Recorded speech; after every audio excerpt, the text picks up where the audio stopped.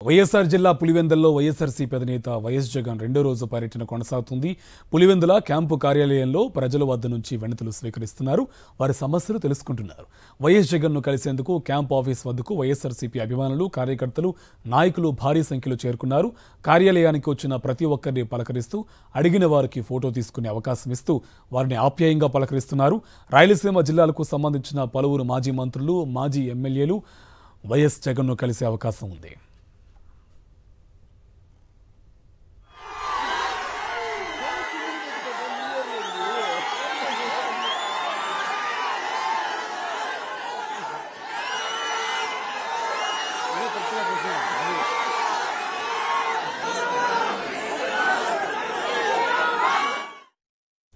పులివెందుల్లో పర్యటిస్తున్న వైఎస్ జగన్ను కలిసేందుకు అభిమానులు పోటెత్తారు. సుదూర ప్రాంతాల నుంచి వైఎస్ఆర్సీపీ మద్దతుదారులు పెద్ద సంఖ్యలో పులివెందుల చేరుకుంటున్నారు.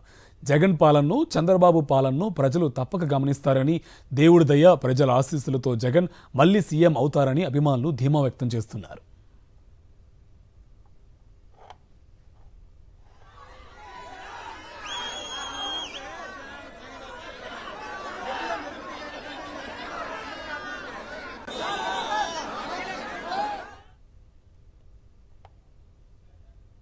కానీ రాబోయే 29 కల్లా ప్రజలందరికీ కోత జగన్మోహన్ రెడ్డి అంటే ఎంత పరిపాలన చేసిండు, చంద్రబాబు నాయుడు అంటే ఎంత పరిపాలన చేసిండు అనేది ప్రజలకు, దేవుడికి తెలుస్తుంది ఖచ్చితంగా.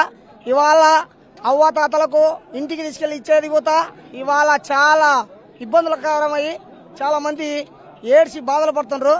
కానీ చాలా మంది నిజం తెలుసుకోండి, జగన్మోహన్ రెడ్డి మాట ఇస్తే మాట తప్పడు, మడమ తిప్పడు. నిజం అనేది బయటకు వస్తుంది, అబద్ధం అనేది తరుముకొని వెళ్ళిపోతుంది ఎక్కడికి, ఆకాశం అంతటికి. జగన్మోహన్ రెడ్డి మళ్ళా 20 సంవత్సరాలు మన రాష్ట్రానికి ముఖ్యమంత్రి కాదు, పేదల ముఖ్యమంత్రిగా నిలిచిపోవాలనేసి మన వైఎస్ఆర్ పార్టీ మంచి పథకాలు చేసినాడు. అయినా కానీ అన్యాయం చేసినారు జగన్ సార్కు. ఎప్పుడైనా దేవుడి పై ఉన్నాడు, చూసుకుంటాడు. ఎప్పుడైనా ఆయనే సీఎం. ఇప్పుడు ఆ సీఎం కాకుండా మాకు సీఎంతో సమానమే. ఎప్పుడైనా నిరుపేదల పాలిట అంత పేదోళ్లకు అన్ని మంచి చేసినాడు. ఆయనకు దైవాగ్రహం ఎప్పటికీ ఉంటుంది. కానీ 2029లో ఇంతకన్నా ఎక్కువ మెజారిటీతో సార్ని సీఎం చేసుకోవాలని మేము అనుకుంటున్నాం సార్. కానీ పులివెందుల ప్రజలకు ప్రతి ఒక్క గుండెకు చూసినా కూడా జగన్ ఉంటాడు సార్, జగన్ సార్.